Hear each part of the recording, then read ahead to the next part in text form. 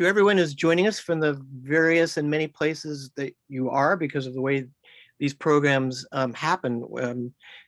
So the shortcoming of which is we're not all in the same room, which we would love to be, but the positive is that you can be all over the place. And we at Elliott Bay Book Company, which is here on Duwamish land in the city of Seattle, are delighted that you're with us for this, which should be a very engaging, important, and provocative discussion with Carol Anderson and Christopher Sebastian Parker, occasioned by the publication of Professor Carol Anderson's newest book, the second, and the subtitle of which is Race and Guns in a Fatally Unequal America, a book that's recently been published and you've got a lot of conversation, discussion going. The second, of course, being the Second Amendment, and how it's been used, misused, viewed, and worked against some people, worked in favor of others, with careful, cogent arguments, as Professor Carol Anderson is known for doing. She is known to many readers already for her earlier books, Bourgeois Radicals and Eyes of the Prize, and probably the book that engendered the one of the largest readerships was very recent book, White Rage. Now, this book, I think, also is taking its place because among the many books that have come out and are out and have been out on race, on where things are, where things have been, and the place of guns, and who's calling what on what their place is. Her book plays a real role, and we're delighted she's doing this today. She actually has been to Seattle numerous times. I think most recently it was Seattle Arts and Lectures when they were still having people in the place, which we will get there again. Christopher Sebastian Parker is a professor at the University of Washington and is, as he said, presently on sabbatical this year, so he's not having to deal with the traffic I was just dealing with. And he also is the author of a couple of important books, which they just went away on my notes here. And they include Fighting for Democracy, Black Veterans and the Struggle Against White Supremacy in the Post-War South, and Change They Can't Believe In, the Tea Party and Reactionary Politics in America. And he's also just played a significant role in academic spheres and also in bringing his things he's written about to a larger public. This program, actually, let me just circle back to Carol Anderson. She is also a professor, I've been saying, and is presently the chair of African American Studies at Emory University in Atlanta, where she is with us tonight. This program also is being co-presented by the Northwest African American Museum, which is a frequent partner of ours, both when we've been able to do programs in person and hopefully soon again. And it's also, for all sorts of reasons, I think will be apparent as this discussion goes along, by the Alliance for Gun Responsibility. And I think Karen will be putting some things in the chat on all these groups. She'll also be putting links to both Carol Anderson and Christopher Parker's books. So today we're, the professors, Anderson and Parker, will each, she will talk and they'll have a conversation. We hope you will put questions in the Q&A portal, and Christopher will add those to the conversation a little later in the program. And I will absent myself from this part and come back at the end to thank them and thank you again, which we do now, and to say, please now join in giving good attention and virtual applause to Carol Anderson and Christopher Sebastian Parker. Thank you both. Thank you. Thank you so much, Rick. And I'm going to start off by reading a section from chapter 3, which is The Right to Kill Negroes.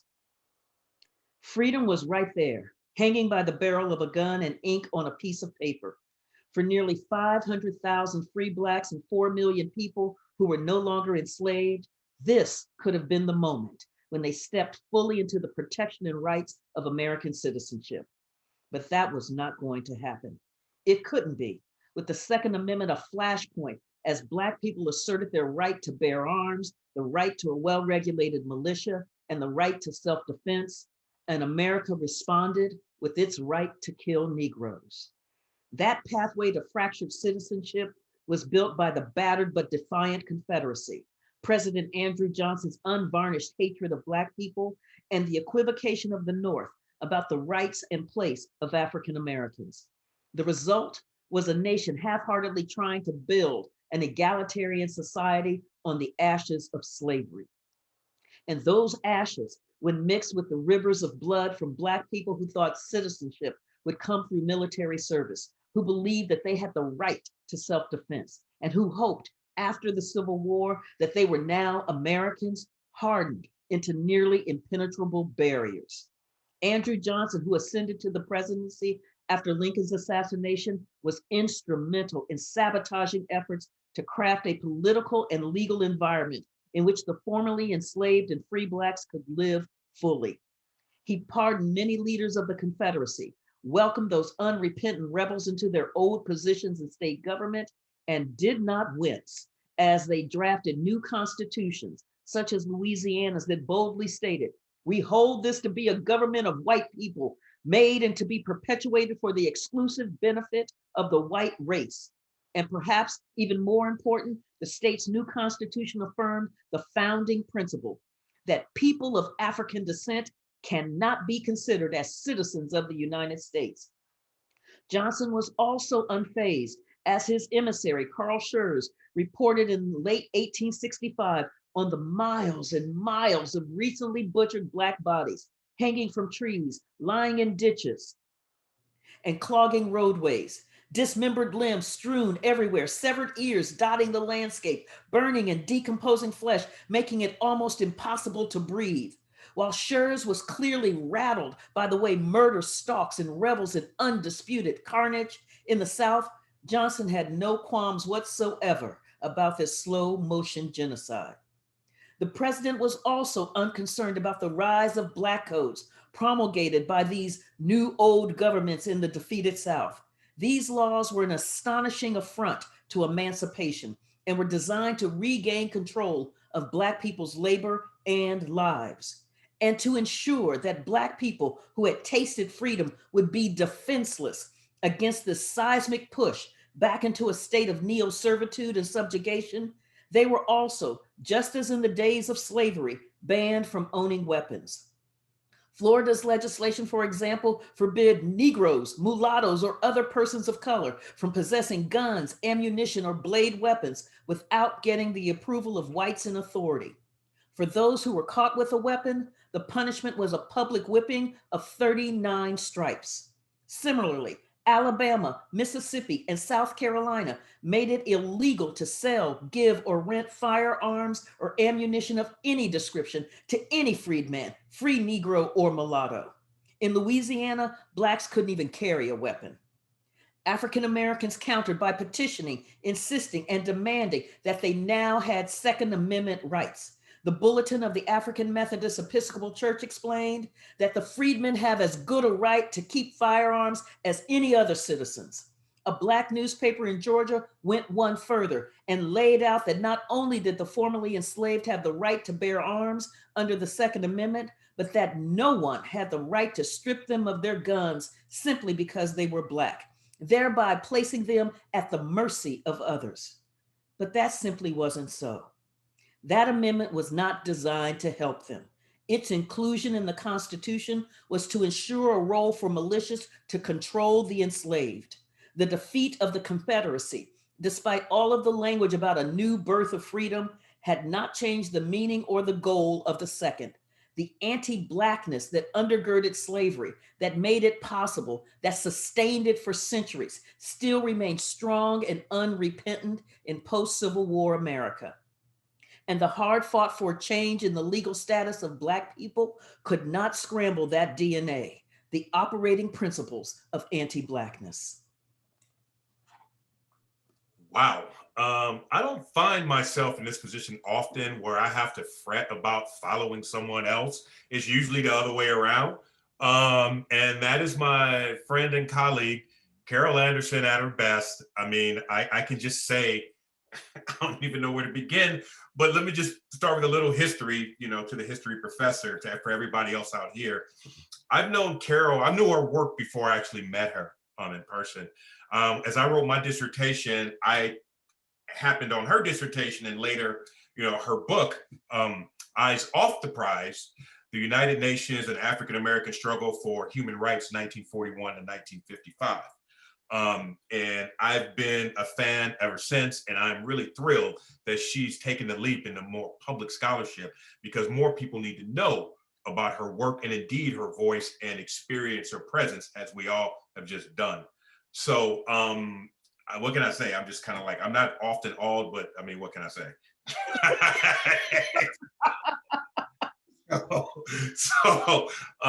Anyway, so thank you for such a fantastic and passionate reading of your work. And Carol, it makes me kind of want to go into the time after the Civil War, the period after the Civil War, redemption, just to give people a little more context, right? So before I go through this sort of linear way of the interview that I wanted to present, you kind of threw me a curveball with that. So now you're obliged to set up the context a little more about, like, wait a second, because a lot of people are like, wait a minute, Reconstruction happened, right? And then it didn't. And many people are really fuzzy on that. So can you please take a few moments on elaborating, like, how this happened, with the Hayes-Tilden Compromise and all that other stuff? And so, after the Civil War, we end up in this period where you get this moment where the Confederacy comes back into power because of Andrew Johnson. And with them becomes the rise of these domestic terrorist organizations and the rise of these paramilitary groups. And they see it as their job to disarm Black people and to put them back in their place. The carnage that Carl Schurz is laying out is what led Annette Gordon Reed to talk about a slow motion genocide. You have Black folks fighting back. You have the rise of Black militias that are trying to fight back, but they are overwhelmed by the power of this white supremacist force and the weak-kneed response from the federal government, till the point where, you've got the radical Republicans in Congress who are passing, they passed the 13th Amendment, which ratified in December 1865. Then you get the 14th Amendment and you get the 15th Amendment.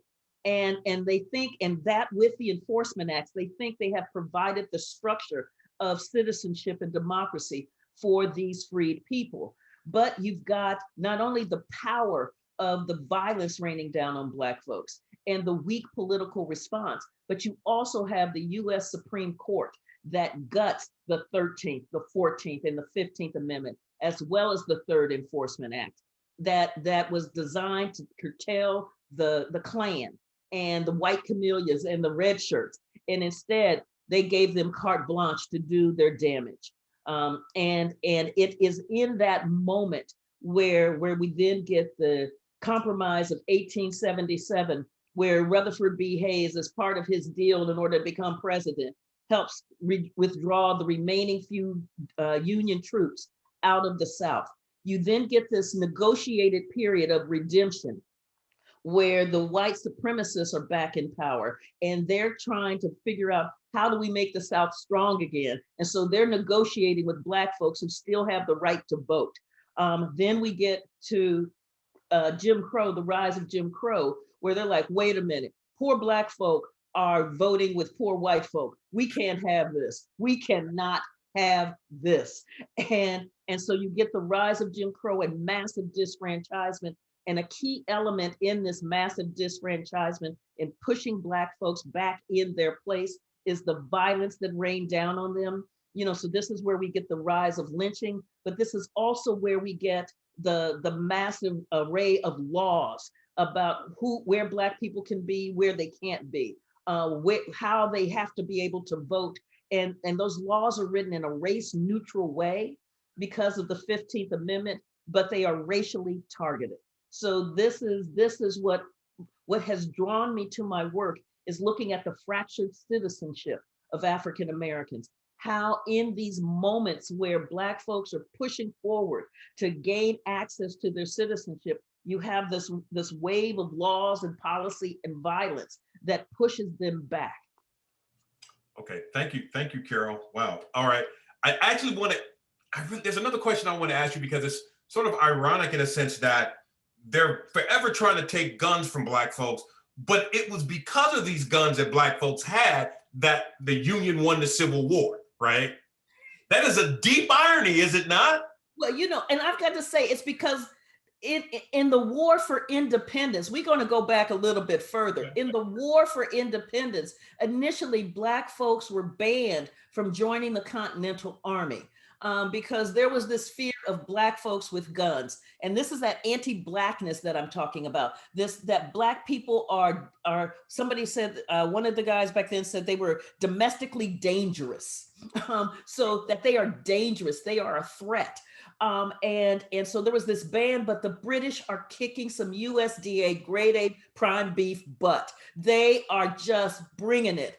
And so the Continental Army is looking up here and they're going, okay, we got to do something. And what they decide to do is to begin to open up enlistment into the Continental Army to what they call the Negroes. And what that meant then were that the North had slavery as well. And so you have the North saying, if you are willing to fight for us, fight for the rebels, fight for the patriots, then you will get your freedom.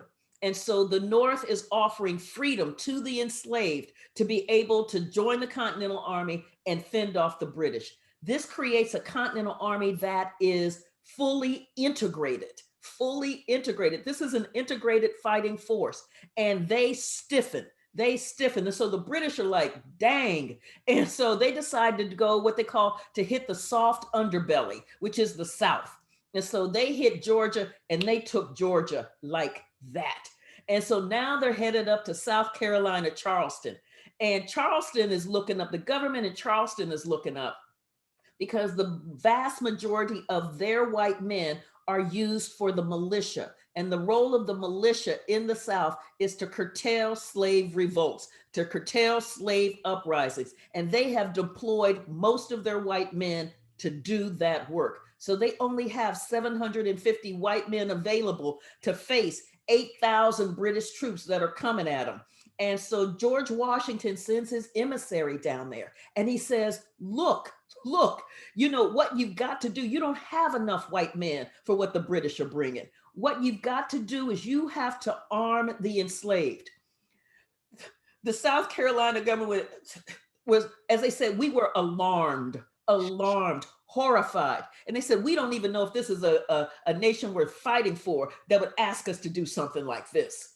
And so they were willing to think through withdrawing from the war, claiming their neutrality, and taking their chances with the king rather than arm the enslaved. So this is not the story we normally get about the founding fathers and this war for independence where everybody is, but the way that racism works and the fear of Black people with guns. When George Washington sent his other emissary down there, General Nathaniel Greene, and Greene is trying everything. He's like, look, they have already taken Charleston. You are on the run. You are like a government in exile. You have got to do this. And they said, no. And he said, what I'm dealing with is this dreaded fear of Blacks with arms.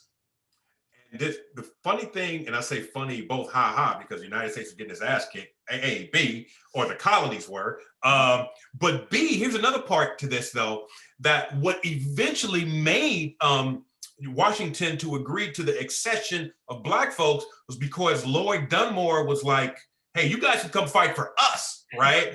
And then George Washington was like, oh shit, we need to do this, right?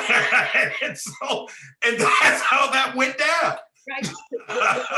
Dunmore, you know, when he put before, he was the guy, the royal governor in Virginia, when he said, you know, come fight for the king and you will get your freedom. And you have this massive influx of Black folks running to the British. Yes. It just sent shockwaves through the colonists who saw their visions of an independent nation just evaporating. And what that flight of Black folks to fighting for the British also did is that it provided a pretext to explain the collapse of South Carolina. So the press was talking about, look at how Black folks have betrayed us.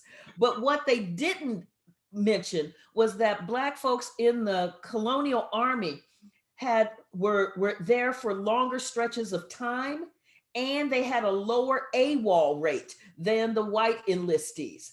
But that kind of service in the service of America did not count. And this is one of the things that we would see in this kind of recurring narrative.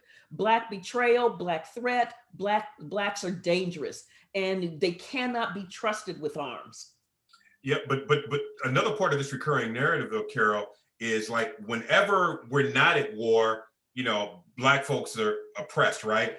But as soon as conflict threatens, right, they put the bat signal up, right? The exigencies of war, we see it consistently. Yep. So yep. It is like it is like with the War of 1812. It was also with a slave revolt in Louisiana in 1811, the largest slave revolt, in North America, and there was a Black militia there that they had tried to disarm and disband. But they were the best fighting force there. They were the best fighting militia there in Louisiana. And so the governor had tried to square the circle with the whites in New Orleans who wanted this Black militia disbanded. And so he tried to keep them and remove the Black leadership, the officer class, but have the whites officers in charge of them. But this Black militia fought hard, and they were integral in putting down a slave revolt, because this is the role of the militia in slave times, to put down slave revolts. And they got nothing for that. They were then called upon again to fight in the War of 1812 in the Battle of New Orleans under Andrew Jackson. And he promised them all kinds of equality and equity, and we will treat you and like the fighting men that you are. Once they had done that work, they were then sent out to the swamps as a labor battalion to do the work that white men didn't want to do. I mean, this is a recurring theme, but one of the key pieces that I want to bring out in this Second Amendment component is the role of the militia. It is that militia that is absolutely essential for understanding the Second Amendment. We had the Constitutional Convention, and you saw the South playing hardball, basically saying the U.S. will, if you want a United States of America, it's going to cost you. It's going to cost you in the defense of slavery. So we're going to get the 3/5 clause. We're going to get 20 additional years on the Atlantic slave trade. We're going to get the fugitive slave clause. And what James Madison, who was one of the architects of the Constitution, did was he also put the control of the militia under the federal government. And that's because the militia had been so weak and unreliable in the war for independence. And when that Constitution then hit the ratification convention in Virginia, because ratification had stalled, when it got to Virginia, Madison ran into the buzzsaw of Patrick Henry and George Mason, who were like, you've got that militia under the federal government. We can't trust the federal government to protect us. The federal government will have people in there like from Massachusetts and from like Pennsylvania. You know that the North detests slavery. When we have a slave revolt and they don't send the militia in, we will be left defenseless. And so they promised to basically scuttle the Constitution. Or to push for a new constitutional convention. unless they got a Bill of Rights that would help them protect slavery. That's the role of the Second Amendment. I feel like I'm in school again, Professor. All right. So here's a let me just have you elaborate on a couple other things. First of all, I want to point out to the people, there are two Fugitive Slave Acts, right? The second one in 1850 not only permitted folks to recover their lost property, it actually enlisted federal law enforcement to do so free of charge, right? Yeah. Let's just get that one out of the way first, right? And so, and on the militia front, Black folks, were allowed to fight in militias, especially initially, right? Especially when it came to, getting the Indian problem, so-called Indian problem, under control, right? And they even fought in some militias during the War for Independence when they all came together to form the Continental Army. But Professor, can you elaborate on this second Militia Act of 1820 that was sponsored by John Calhoun, and the purpose behind that, and what was the impetus for that second Militia Act? I can't get to that specifically because that is really your area. Okay. But John Calhoun, so one of the things that I do know is, for instance, is that with that Black militia down in Louisiana, you started seeing a series of laws that were stripping them of their officer class, that were stripping them of access to public arms, and that by 1834 had them thoroughly disbanded.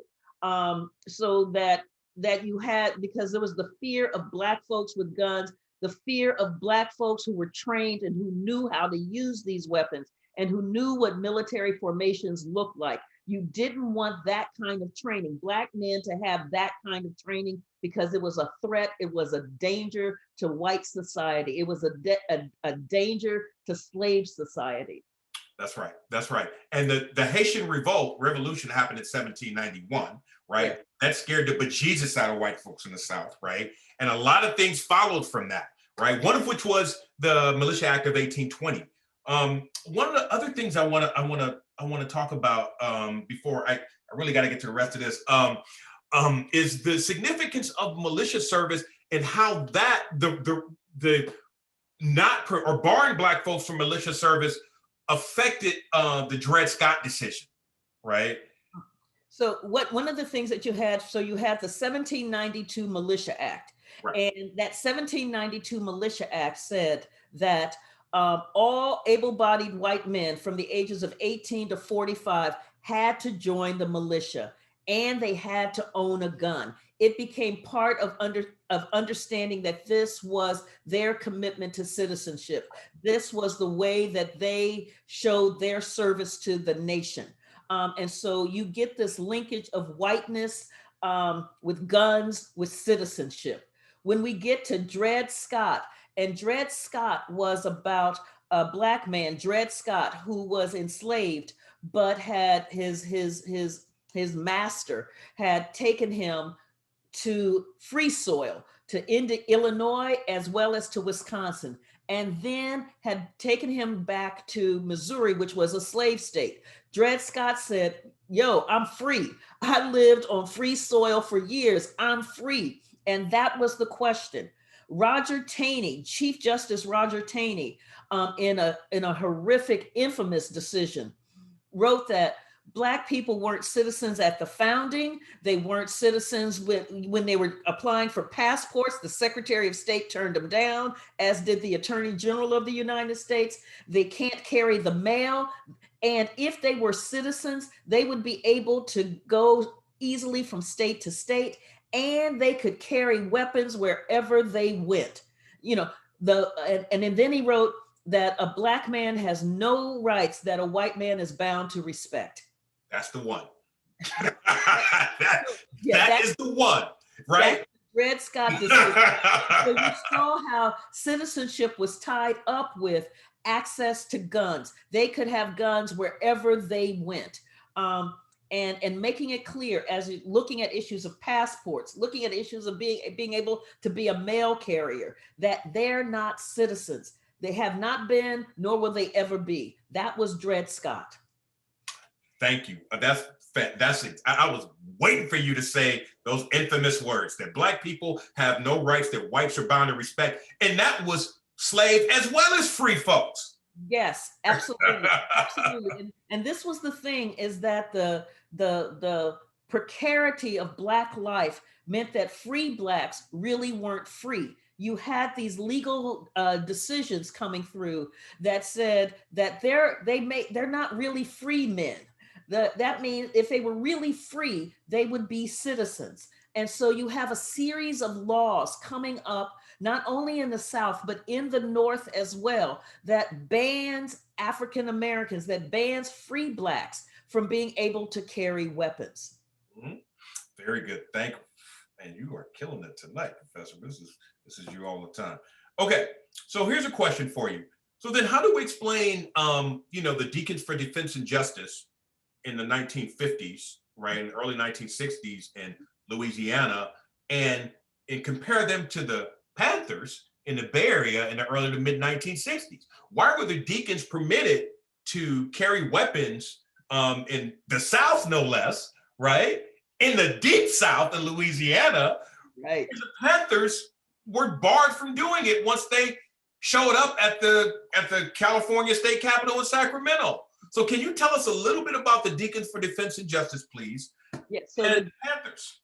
So the Deacons for Defense and Justice were found in Bogalusa, Louisiana, and their role was to provide the armed support for the nonviolent civil rights workers who were trying to register Black folks to vote in the Deep South, because those nonviolent workers were getting just terror just raining down on them from the Klan, from white supremacists who were beating them, who were shooting at them. And the Deacons for Defense then became because there had been a legacy in the Deep South, knowing that basically all that stood between Black people's lives and the slaughter were their guns. So there had been a history, a legacy of gun carrying in the Deep South. And the Deacons for Defense did that. What made that palatable was that you had a national narrative of the Deep South as being backward and retrograde and regressive and really not really American. They were just doing stuff that made the US look bad on the Cold War international stage. And you had this fight for what was seen as democracy. They were fighting so that people could vote. They were fighting so that people could just like live. So they were fighting for these kind of democratic principles. And they were fighting against a villain, a really almost a Hollywood type villain. Well, then when you move to the Panthers are in California. As I wrote in the book, Nina Simone wrote Mississippi. You can say it, but you can. Okay, Mississippi, goddamn. Okay, now go ahead. Right. That she didn't write California. And so California just had a very different kind of national narrative as the place where everything was possible. And so it didn't have the villainy behind it. And the Panthers were dealing with massive police brutality, the kind of brutality raining down on the Black community where Black folks were getting killed by the police, where they were getting beaten up, where they were getting falsely arrested. I mean, just brutality and no accountability in the system. And so the Black Panthers arose from that as the Black Panther Party for Self-Defense. And part of their mechanism for self-defense is that they knew the law in California so that they could open carry. And they decided they would police the police. Well, policing the police, when the police have this aura as being the guardians of safety and security, that just, so you're getting this really contradictory narrative clashing, where Black folks are saying the cops are killing us. And the narrative is that the police are here as the defenders of all that is good, right, and just in the nation.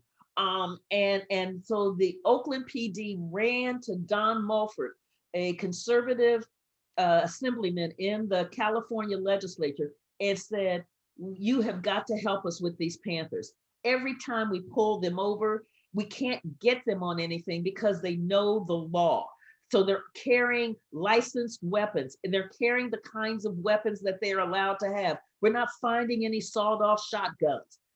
They're carrying them, and they don't have them like there's no bullet in the chamber kind of deal. And they're not pointing it at anybody. We can't get them on anything. Can you help us make them illegal? And Mulford's like, I'm there. And he had the help of the NRA in drafting the Mulford Act, which banned open carry. And so it was a way to make illegal what the Panthers had been doing in order to try to curtail police violence in the Black community. Very nice. Okay, we only have a few minutes left, Professor. So I want to ask you, okay, so I have to ask you, I feel obliged to ask you this question about the 1619 Project, right? There's been a lot of hue and cry over this recently, and it extends to, someone who would be a colleague at North Carolina, but ultimately didn't get tenure because the guy for whom the journalism school at North Carolina is named had issues with Nicole Hannah-Jones possibly getting tenure there, right? So, and Nicole Hannah-Jones, for the uninitiated, was the driving force behind the 1619 Project. So I will let you elaborate briefly on the 1619 Project and whether or not you think any of the criticism is warranted or even legitimate. Okay, and for full disclosure, I'm in the 1619 Project. So the book that's coming out in November, I have a chapter in there. What the criticism is about. So they found one little thing that Nicole corrected, right? But what the criticism is about is saying that slavery has a major impact on the United States and the development of this nation's political institutions, its legal structure, and its economic structure, and its social cultural structure. Slavery matters. And it does. There's no place where you can look at American society. When you look at, for instance, our political realm, our political parties, when you look at how our politics are set up, when you look at where we live, when you look at our churches, when you look at our foodways, all of these things, slavery has mattered.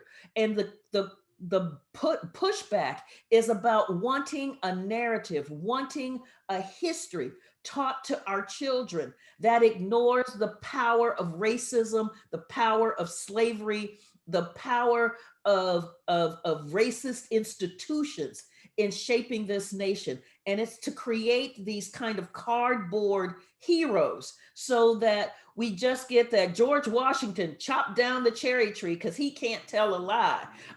And that is supposed to pass itself off as history instead of understanding that these are human beings. These are complex, complicated human beings who are making choices. And those choices, some of them are good, some of them are bad.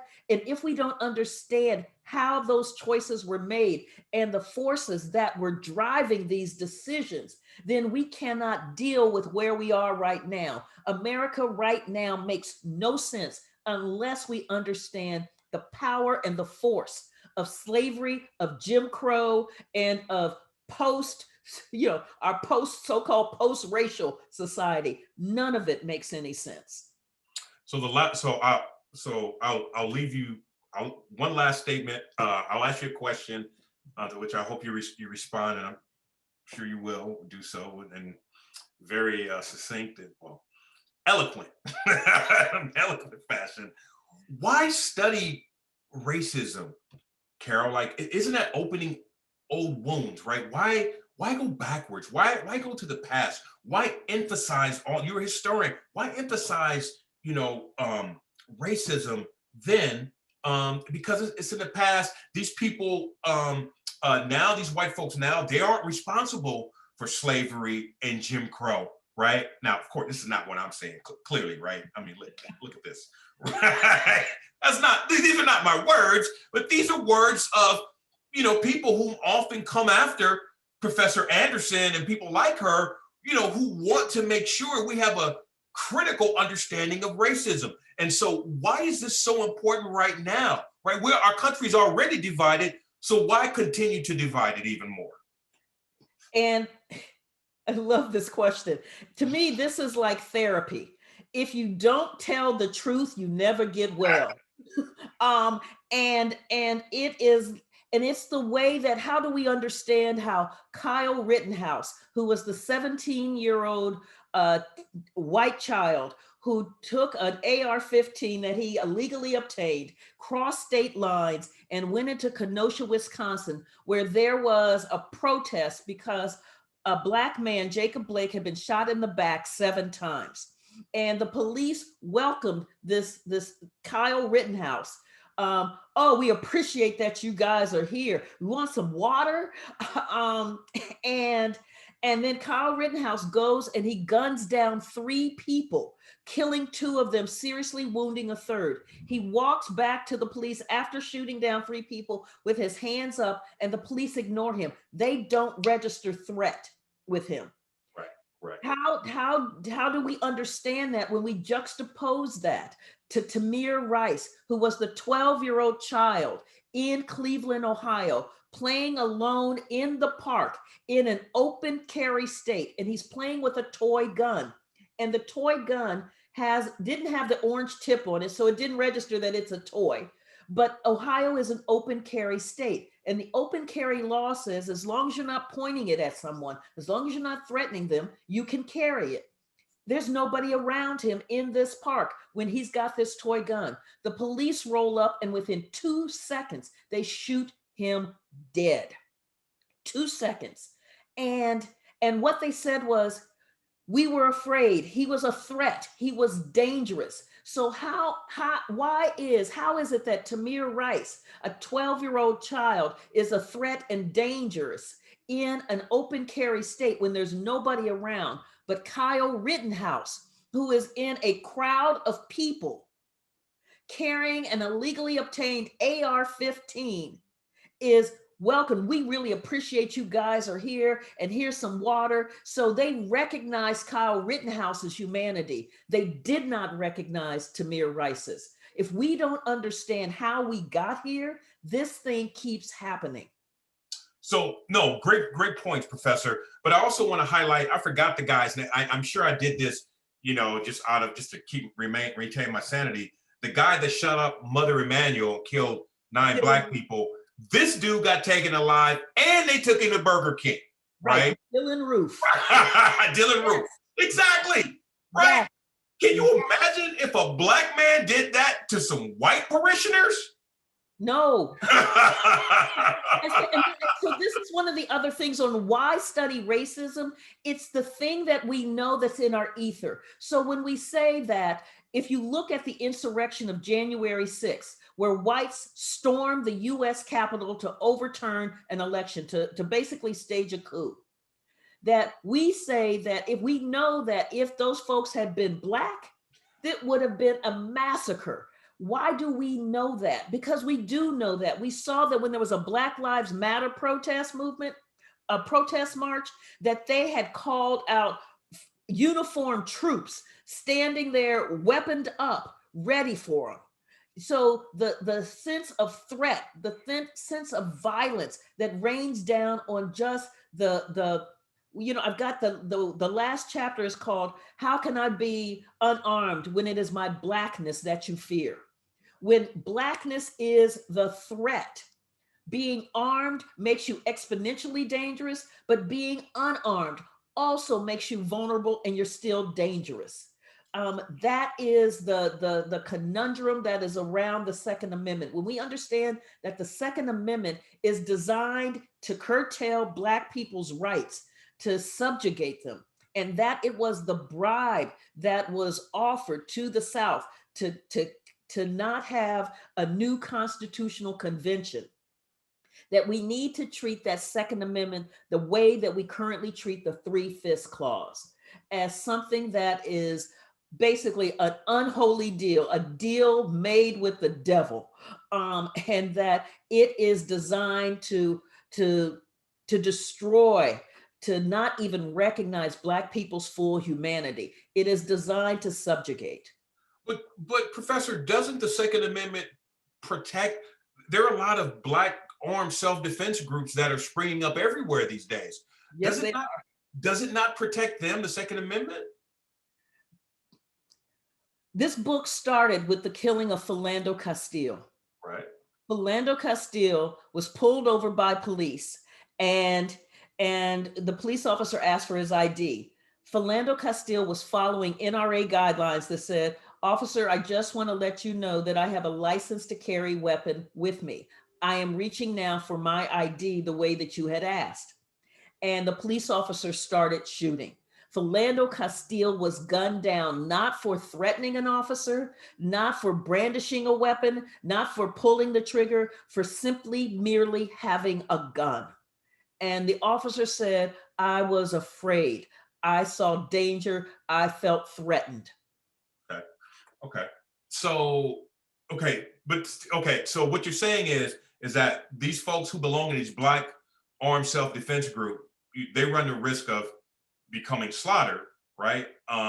Because of the fact they're trying to protect themselves from all of these, I shouldn't say all of these, well, I'll say it, these MAGA people, right? That really, let's just call it what it is, right? Not only do they not like Black people, they don't like any people of color, right? And they don't like any people of color. They don't like feminists, right? So basically, we should all be on the lookout, right? It starts with anti-Blackness, right? And then it just sort of builds out in concentric circles from that, right? And one of the things that I document in the book is that when Black people have sought to defend themselves, so that in Atlanta during the race riot of 1906, what happened was massive state power came in for the kill. When in Knoxville in 1919, massive state power came in for the kill. Tulsa. In 1919, Elaine, Arkansas, massive state power came in for the kill. So this is the thing. We've got this sense of, well, you've got the right to self-defense against, folks trying to attack you. Think about this way. Trayvon Martin was a 17-year-old who had Skittles and iced tea, clearly unarmed, minding his own doggone business, going back to the condo to finish watching the NBA All-Stars game. George Zimmerman sees this Black child and says, there's something wrong with this guy. He looks like he's on drugs or something. He's really suspicious. Those kind, they always get away. And he gets his loaded 9mm, and stalks this child through the neighborhood. And he guns him down. And Zimmerman claims self-defense. When he's the one who is armed, he's the one who engaged, he's the one who stalked. And the jury looked at this and said, yes, you're right. You have the right to self-defense, George Zimmerman. It is that disparity that is steeped in anti-Blackness. Remember the thugification of Trayvon, how they turned this 17-year-old child, they made him taller, they made him heavier, they grilled him up, they thugified him. And it was the way of saying, see this Black threat. That's the reality. So I get the armed Black militias. What we have to do, the work we have to do in America, is to dismantle anti-Blackness. That's the key work that has to be done here. We have to rethink what real security and real safety looks like. So, I mean, I think ultimately you're right, Professor, but color me cynical. Hell surprise. Color me, and I use the term color very intentionally, color me very cynical about the prospect of that ever happening. About sort of, and which I know it sounds I know it sounds pessimistic, but if you think about the history of Black folks, right, it's hard to be an optimist if you're Black. Well, one of the things that I look at is that where my hope is that Black folks have always fought. They have always had the imagination about what freedom looked like, and they have always fought for it. So during the Middle Passage, they fought for their freedom. During slavery, they resisted and they fought. During the Civil War, they fought. During Jim Crow, they fought. I feel like the Tuskegee Airmen, we fight, we fight, we fight. Right. And that fight is absolutely essential. What we cannot do is stop fighting, because the forces of reaction never give up. That's right. If you look at American history, anytime there's racial progress, racial regress is not far behind. And one of the things that I want to mention, and it really surprised me when I read An American Dilemma, Gunnar Myrdal's, magisterial work, but most of the work was actually done by Ralph Bunche, a Black political scientist, right? Let's keep that 100%. Myrdal was hired, Bunche did most of the work, right? Whereas that story, I mean, that's a story, that's a narrative it continues to give, right? But one of the things that I found really arresting, Carol, is that when they interviewed Bunche and his team interviewed Black Southerners in the late 1930s, they actually had more hope for America than did white folks, right? I'm not sure I understand that to this day, right?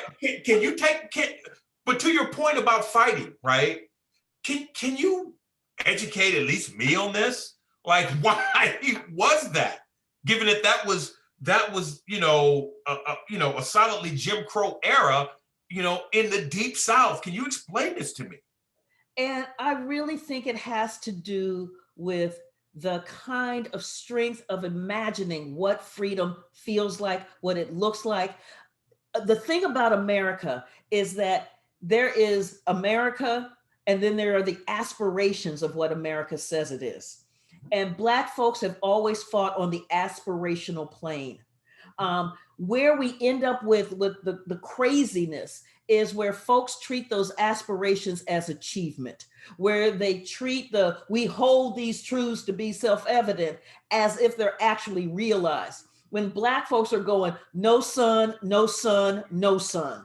And so it is in that fight on that aspirational plane, when you have those aspirations, when you have that imaginary about freedom, about justice, about equality, you have hope and you have faith. And faith is powerful, just powerful. That's what you see resonating. That's what you see when you think about the absolute subjugation and the degradation of slavery, how those folks would run away, how they would fight, how they would resist, because they conceptualized what freedom looked like. When you can conceptualize that, dealing in a system that says you are nothing but property, and we own you and we can do to you whatever we want. Wow. Yeah. That's what folks are drawing on.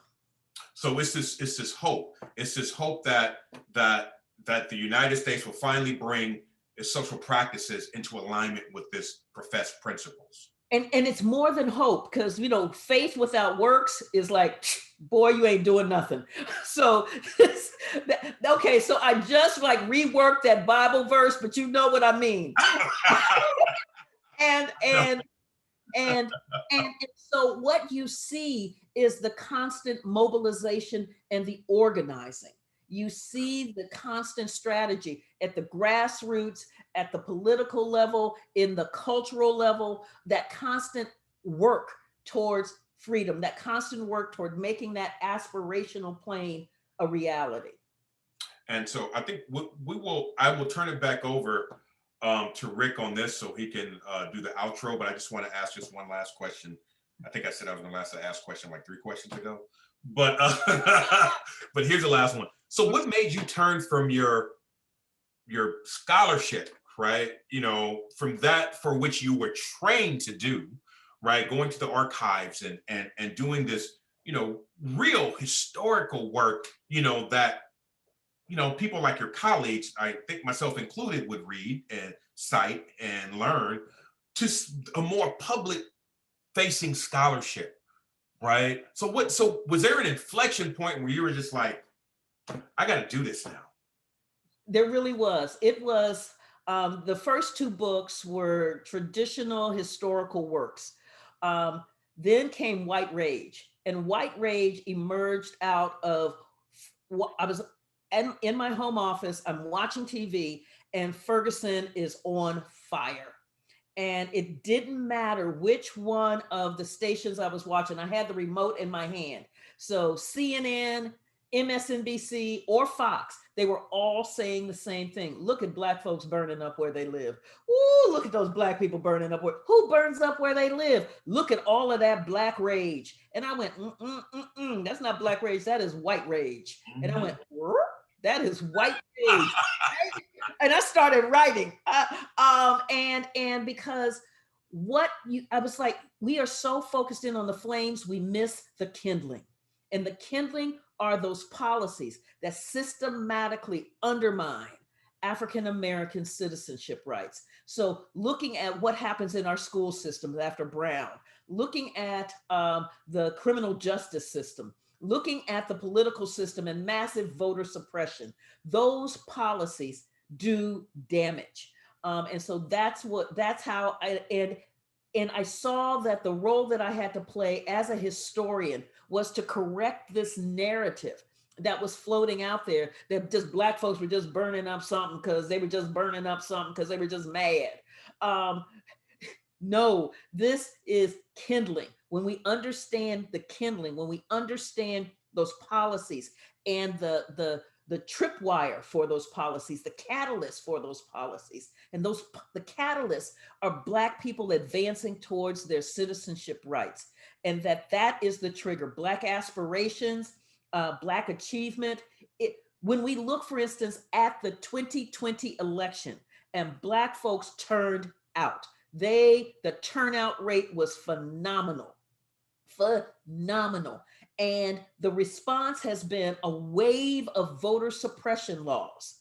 That's white rage. That's what sent me on this path, was to provide my historical expertise to help explain the ways that racism works in the United States, what those barriers are, what the genesis of those things are. Wow. I'm just going to end on that note. I want to thank my friend and colleague, Professor Carol Anderson. Thank you for your time. And thank you so much for your works. They're so beautifully written and accessible and thoroughly researched. Those two things don't often coincide, but you do a really nice job of making it work. So thank you. I'll turn it over to Rick for the outro. Okay, I will sort of add my little part, but say thank you, Christopher, and I'll thank you again when we get to this. And this last comments, I actually omitted Carol's most recent book, The One Person, One Vote, which also is a book that's in this more public sphere after the what we're more probably seen as more specialized academic books. But because that book also is part of this conversation. Again, thank also the Northwest African American Museum and the Alliance for Gun Responsibility for their part. And we hope to see everyone soon in person again.